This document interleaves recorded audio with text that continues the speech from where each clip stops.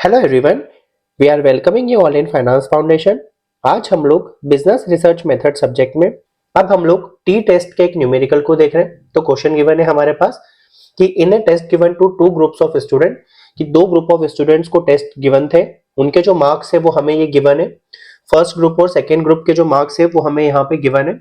इसके साथ हमें कैलकुलेट करना है कि एरिथमेटिक मीन में दोनों ग्रुप्स के बीच में कोई इंपॉर्टेंट या सिग्निफिकेंस डिफरेंस है या नहीं है। आई होप आपको क्वेश्चन समझ में आ गया होगा। इस तरह से सबसे पहले हम लोग क्या करते हैं, सॉल्यूशन पे आते हैं। अब सॉल्यूशन में हमें क्या लगाना है, यहाँ पे टी टेस्ट लगाना है। तो देखिए, यहाँ तो हमें क्वेश्चन में गिवन था कि हमें टी टेस्ट लगाना है, बट हम टी टेस्ट कब लगाते हैं? तो टी टेस्ट हम लोग लगाते हैं जब जो हमारा सैंपल साइज है वो कम होता है। तो जब हमारे पास जो सैंपल साइज है वो क्या होता है, लेस देन 30 होता है, उस केस में जनरली हम लोग किसका यूज करते हैं, टी टेस्ट का। तो बेसिकली जो टी टेस्ट है उसकी जो यूटिलिटी होती है वो भी यही होती है कि दो जो हमारे पास डेटा सेट्स होंगे उसके बीच में हम लोग क्या करते हैं, अरिथमेटिक मीन के डिफरेंसेस को चेक कर सकते हैं। इससे हमें ये पता चल जाता है कि डेटा सेट्स के बीच में कितना डिफरेंस है। आई होप इतना क्लियर होगा। तो देखिए, जब भी हम लोग यहाँ पे रिसर्च मेथोडोलॉजी के न्यूमेरिकल को सॉल्व करते हैं तो सबसे पहले हम लोग क्या करते हैं, नल हाइपोथेसिस बनाते हैं। तो बेसिकली हाइपोथेसिस क्या, तो हाइपोथेसिस क्या होता है, एक टेंटेटिव स्टेटमेंट होता है जो हमारे रिसर्च ऑब्जेक्टिव को क्या करता है, डिफाइन करता है। तो हाइपोथेसिस क्या होगा, एक टेंटेटिव स्टेटमेंट होगा जो आपकी क्या होगा, रिसर्च को डिफाइन करता है। तो जनरली हमारे पास क्या होती है, दो हाइपोथेसिस होगी। एक होगी आपके पास नल हाइपोथेसिस, दूसरा वाला क्या होगा, अल्टरनेट हाइपोथेसिस। अब देखिए, क्वेश्चन में जो हमसे पूछा है वो क्या पूछा है कि हमें क्या करना है, एग्जामिन करना है एरिथमेटिक मीन के डिफरेंसेस को इन दो ग्रुप्स के। तो हमें क्या करना था, एरिथमेटिक मीन के जो डिफरेंसेस है उसे हम लोग क्या करेंगे, एग्जामिन करेंगे कि जो डिफरेंस आ रहा है उन दोनों के मीन में वो बहुत ज्यादा तो नहीं है। ये हम लोग क्या करेंगे, यहाँ पे एग्जामिन करने के लिए जाएंगे। आई होप इतना क्लियर होगा। अब देखिए, अब क्वेश्चन को कैसे सॉल्व करते हैं। तो जो भी हमारा स्टेटमेंट है, तो जैसे यहाँ पे क्या था हमारे पास कि हमें दो ग्रुप्स के एरिथमेटिक मीन के डिफरेंसेस को फाइंड आउट करना था कि उनके बीच का डिफरेंस सिग्निफिकेंस है या नहीं है। मतलब इसका कि डिफरेंस बहुत ज्यादा तो नहीं है, अगर बहुत ज्यादा होगा इसका मतलब है कि जो डिफरेंस है वो क्या है, सिग्निफिकेंस है। अदरवाइज वो क्या होगा, हम लोग नॉन सिग्निफिकेंस या एक नॉमिनल सा डिफरेंस हम लोग क्या करते हैं, कंसीडर करते हैं। आई होप इतना क्लियर होगा। तो देखिए, अब यहाँ पे हम लोग क्वेश्चन में है, तो क्वेश्चन में सबसे पहले हम लोग क्या बनाते हैं, नल हाइपोथेसिस। तो बेसिकली नल हाइपोथेसिस क्या, जो भी हमारा ऑब्जेक्टिव होगा उससे जस्ट अपोजिट क्या होगी, हमारी नल हाइपोथेसिस। तो बेसिकली जो भी आपका रिसर्च स्टेटमेंट होगा उसका जस्ट जो अपोजिट होगा वो क्या होगा, आपके पास नल हाइपोथेसिस। सबसे पहले हम लोग क्या करते हैं, नल हाइपोथेसिस देखेंगे। तो नल हाइपोथेसिस क्या होता है, जो भी आपका स्टेटमेंट होगा उसका जस्ट जब आप अपोजिट कर देंगे तो वो क्या हो जाएगा, नल हाइपोथेसिस। डिटेल में हम लोग कभी और पढ़ेंगे, अभी क्योंकि न्यूमेरिकल सॉल्व करने के लिए सीखना है तो आप बस बेसिकली इतना सीख लीजिएगा कि नल हाइपोथेसिस का क्या मतलब है। जो भी हमारा स्टेटमेंट है जिसको हम लोग क्या करते हैं, प्रूफ करने के लिए जाएंगे, इसका जस्ट अपोजिट क्या होगा आपके पास, नल हाइपोथेसिस। तो देखिए, अब बनाते कैसे हैं। तो क्वेश्चन में हमें गिवन है कि हमें क्या करना है, एरिथमेटिक मीन के डिफरेंसेस के सिग्निफिकेंस को क्या करना है, हम लोग क्या करेंगे, एग्जामिन करने के लिए जाएंगे। तो नल हाइपोथेसिस में हम लोग क्या बोल देंगे कि इन दोनों जो ग्रुप्स है इनके एरिथमेटिक मीन के जो डिफरेंस है वो जो डिफरेंस है वो बहुत ज्यादा नहीं है।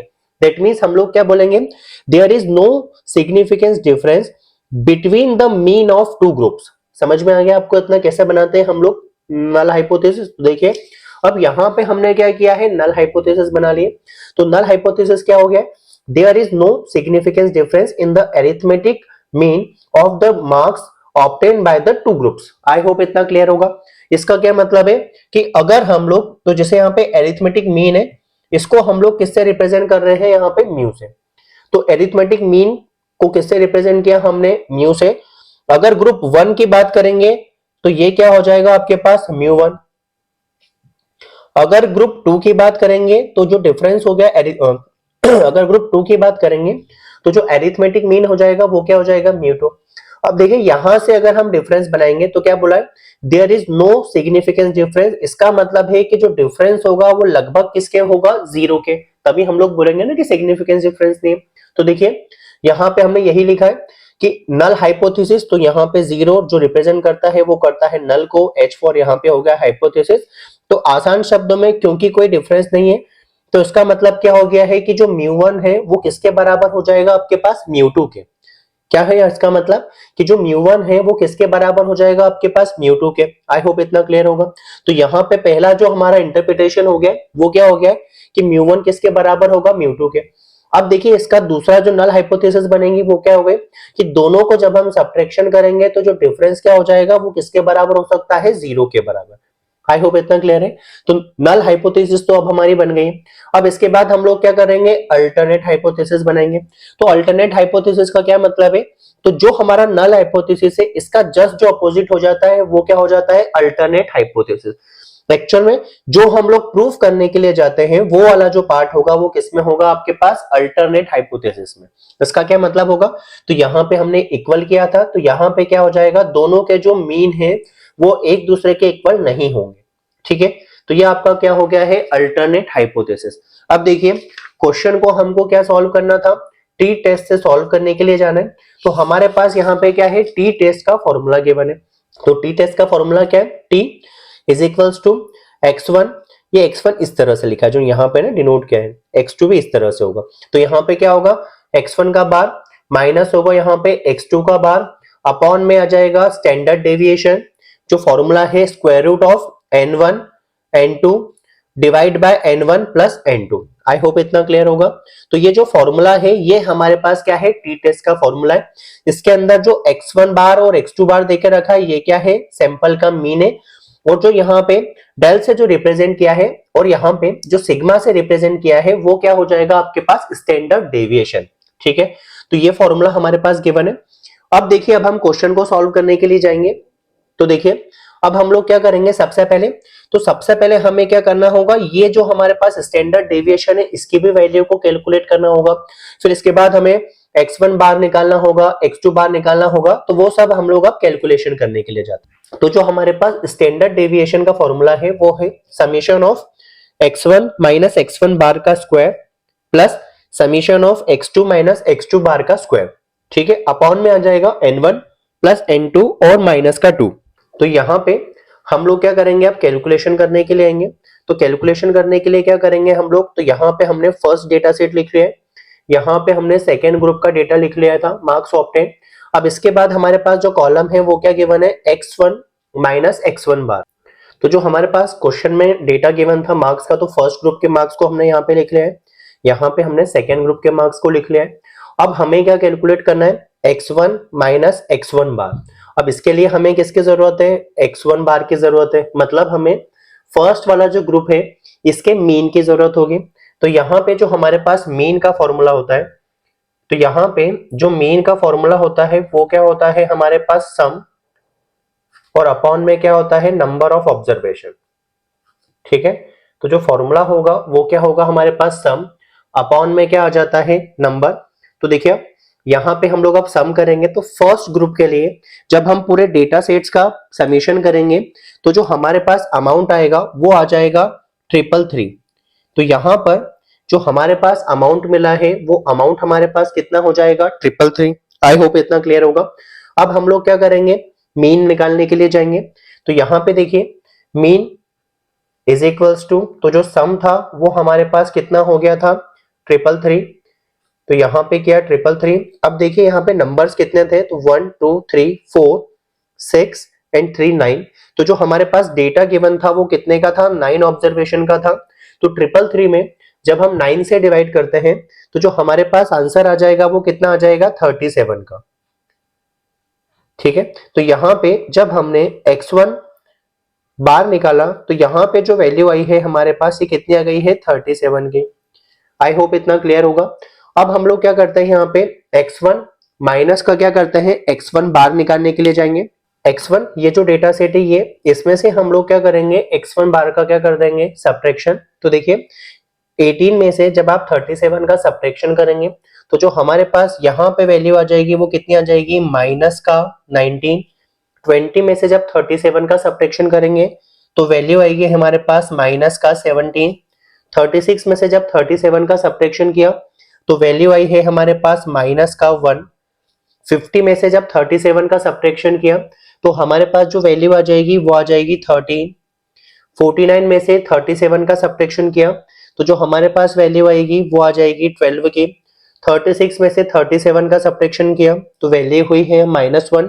34 में से 37 का सब्ट्रैक्शन किया तो वैल्यू आ गई है -3। 49 में से 37 का सब्ट्रैक्शन किया तो वैल्यू आ गई है 12। एंड 41 में से जब हम 37 का सब्ट्रैक्शन करते हैं तो वैल्यू आ जाएगी हमारे पास 4। आई होप इतना क्लियर होगा।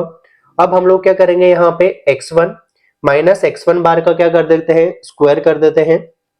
तो 19 का स्क्वायर, यहाँ पे इसकी वैल्यू आएगी हमारे पास 361। 17 का स्क्वायर होता है 289। 1 का स्क्वायर हुआ 1। 13 का स्क्वायर होता है 169। इसके बाद 12 का स्क्वायर हो गया है हमारे पास 144। 1 का स्क्वायर 1। 3 का 9। 12 का अगेन 144 और 4 का जो स्क्वायर है वो है हमारे पास 16 का। आई होप इतना क्लियर होगा। अब यहाँ पे क्योंकि हमने यहाँ पे जो डिफरेंस निकाला है ये एक्चुअल मीन से निकाला है, तो ये जो डिफरेंस आएगा इसकी वैल्यू हमारे पास कितनी हो जाएगी, 0 की। तो यहाँ पे हुआ है 0। अब हम लोग जब इतना पूरे का एडिशन करते हैं x1 माइनस x1 बार के स्क्वायर के लिए, तो जो हमारे पास वैल्यू आएगी वो आ जाएगी हमारे पास वैल्यू 1 1 3 4। तो यहाँ पे जो हमारे पास x1 माइनस x1 बार का स्क्वायर आ गया है वो कितना आ गया है, 1134। अब हम लोग सेकेंड ग्रुप के लिए आते हैं। तो देखिए सेकेंड ग्रुप के लिए जब हम एडिशन करेंगे तो जो हमारे पास वैल्यू आ रही है वो आ रही है 238। तो यहाँ पे होगा 238। अगेन हम लोग मीन निकालेंगे। तो यहाँ पे जो मीन निकाला था ये फर्स्ट ग्रुप के लिए था। अब हम लोग मीन निकालने के लिए जाएंगे सेकेंड ग्रुप के लिए। तो यहाँ पे होगा मीन, फॉर्मूला हमारे पास सेम होगा, सम अपॉन में नंबर। तो जो सम है वो कितना है, 238 डिवाइड बाय जो नंबर है वो है हमारे पास 7। तो यहाँ पे हम लोग डिवाइड करेंगे 7 से। जब हम 238 में 7 का डिवाइड करते हैं तो जो हमारे पास आंसर आ गया है वो कितना आ गया है, 34। अब हम लोग क्या करेंगे, यहाँ पे x2 माइनस x2 बार की कैलकुलेशन के लिए जाएंगे। तो देखिए यहाँ पे 34 हो गया है हमारे पास, तो इसे हम लोग बोलेंगे यहाँ पे x2 bar is equals to हमारे पास ये कितना हो गया है, 34। अब हम लोग क्या करते हैं, x2 माइनस x2 बार की वैल्यू के लिए जाएंगे। तो 29 माइनस का 34 वैल्यू आ जाएगी हमारे पास -5। 28 माइनस 34 जो वैल्यू आ गई है वो आ गई है -6। यहाँ पे वैल्यू आ गई है माइनस का 8। 35 में से 34 का सब्ट्रैक्शन होगा तो वैल्यू होगी यहाँ पे 1। 30 में से 34 का सब्ट्रैक्शन हुआ तो वैल्यू आ गई है माइनस का 4। 44 में से 34 का सब्ट्रैक्शन हुआ वैल्यू आई है 10। एंड 46 में से 34 का सब्ट्रैक्शन किया तो वैल्यू आ गई है हमारे पास 12। अब देखिए यहाँ पे x2 माइनस x2 बार का स्क्वायर करने के लिए जाएंगे हम लोग।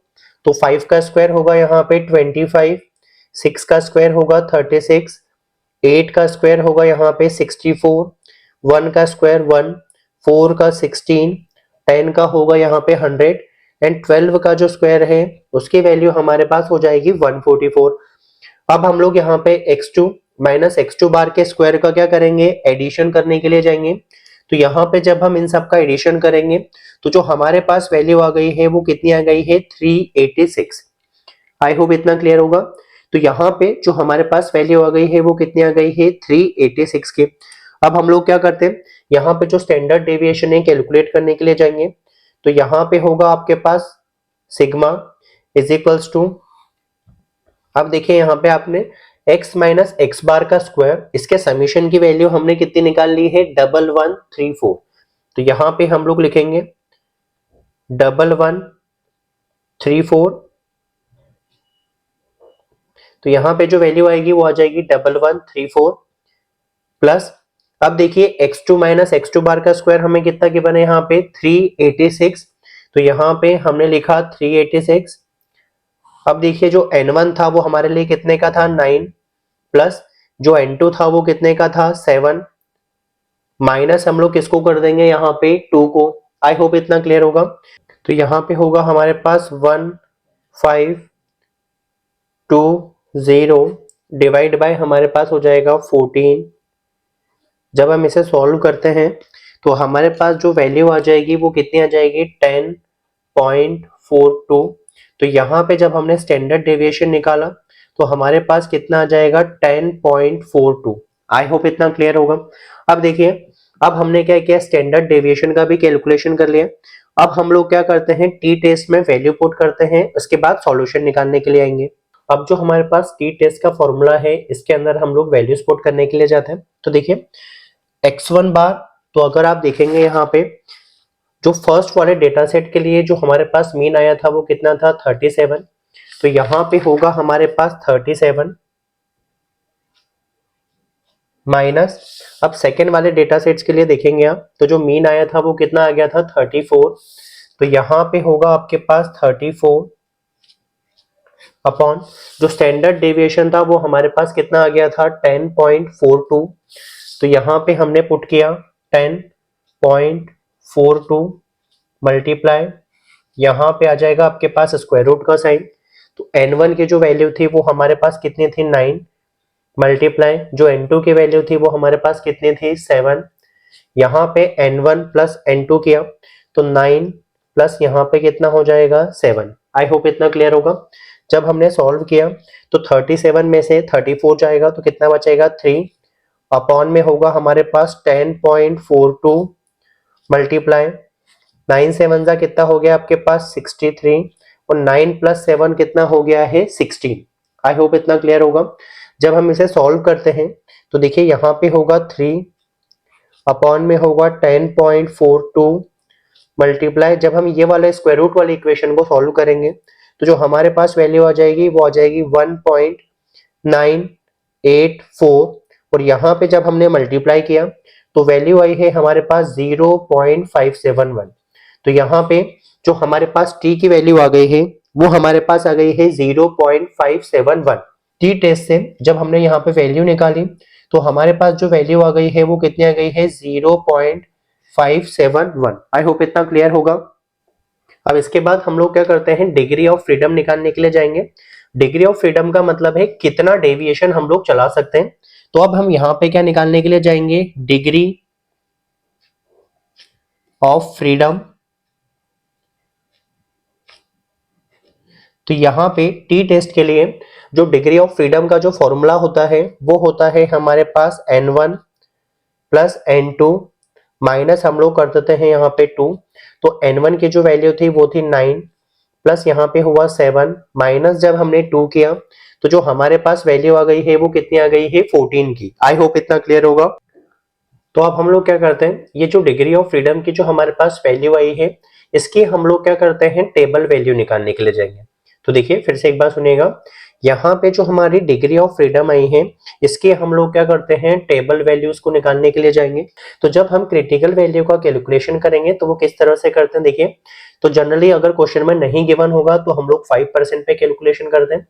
तो यहाँ पे जो हमारे पास डिग्री ऑफ फ्रीडम आ गई है वो कितनी आ गई है 14 वाले रो में हम लोग जब 5% हम लोग सिग्निफिकेंस पे देखेंगे तो जो हमारी वैल्यू आ गई है वो कितनी आ गई है 2.145। ठीक है, तो यहाँ पे जो हमारे पास टेबल वैल्यू आ गई है वो हमारे पास कितनी आ गई है, तो टेबल वैल्यू जो आई है वो है हमारे पास 2.145। तो देखिए अब हमने क्या किया है, यहाँ पे टेबल वैल्यू कैलकुलेट कर ली है।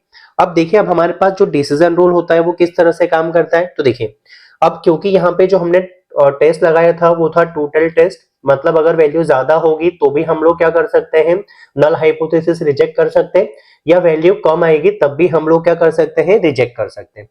यहाँ पे जो हमारा डिसीजन होगा वो कैसे होगा, तो हम लोग क्या करते हैं, रिजेक्ट कर देंगे नल हाइपोथेसिस को अगर जो टी की वैल्यू होगी हमारे पास वो क्या होगी, ज्यादा होती 2.145 से, या जो टी की वैल्यू होती वो क्या होती है आपके पास, लेस देन होती माइनस के 2.145 से।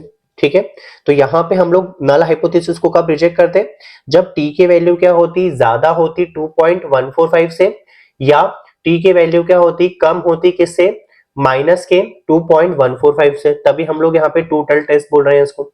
तो यहाँ पे जो हमारे पास टी की वैल्यू आई है वो टेबल वैल्यू से क्या आ गई है, कम आ गई है। इसका मतलब है कि हम लोग क्या करेंगे, यहाँ पे जो नल हाइपोथेसिस है तो यहाँ पे हम लोग क्या करेंगे, नल हाइपोथेसिस को क्या कर देंगे, एक्सेप्ट कर देंगे, क्योंकि जो डिफरेंस है वो क्या आ गया है, कम आया है। तो यहाँ पे हम लोग क्या करेंगे, नल हाइपोथेसिस को क्या कर लेंगे, एक्सेप्ट कर लेंगे। तो देखिए यहाँ पे जो अब हमारे पास इंटरप्रिटेशन आ गया है वो क्या आ जाएगा कि जो मीन मार्क्स गिवन थे स्टूडेंट्स के डेटा सेट्स के, उनके बीच में कोई ऐसा सिग्निफिकेंट डिफरेंस नहीं है। तो यहाँ पे यही लिखा है, the mean marks obtain by the students do not differ significantly, कि जो स्टूडेंट के जो मार्क्स मिले हैं उसके मीन में कोई बहुत बड़ा डिफरेंस नहीं है, और यही हमसे क्वेश्चन में पूछा था कि हमें एग्जामिन करना है। आई होप आपको क्वेश्चन समझ में आया होगा। अगर वीडियो अच्छा लगा है तो लाइक करें, शेयर करें, चैनल को सब्सक्राइब करें, जिससे आपके पास फर्दर वीडियोस का नोटिफिकेशन आ जाए। Thank you so much for watching.